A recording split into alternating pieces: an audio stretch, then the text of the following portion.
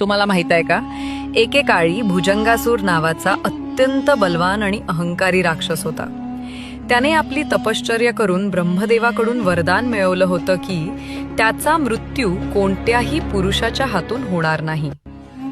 या वरदानाचा गैरफायदा घेत भुजंगासुराने लोकांवर अत्याचार सुरू केले. देव, ऋषी आणि सामान्य जनता त्याच्या भीतीने त्रस्त झाली. सर्व देवांनी मिळून देवी पार्वतीकडे विनंती केली की आम्हाला या राक्षसाच्या अत्याचारातून मुक्त करा. तेव्हा पार्वती मातेनं तुळजा रूप धारण केलं, ज्याला नंतर तुळजा भवानी म्हणतात. ती देवी तुळजापूर या ठिकाणी प्रकट झाली. भुजंगासुराने देवीला आव्हान दिलं, पण देवीने अत्यंत पराक्रमी युद्ध केलं.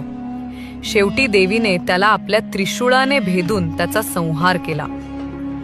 मृत्यूपूर्वी भुजंगासुराने देवीच्या चरणी मस्तक ठेवून क्षमा मागितली. देवीने त्याला मोक्ष दिला आणि ज्या ठिकाणी त्याचा वध झाला तिथेच ती तुळजा भवानी देवी म्हणून वसली.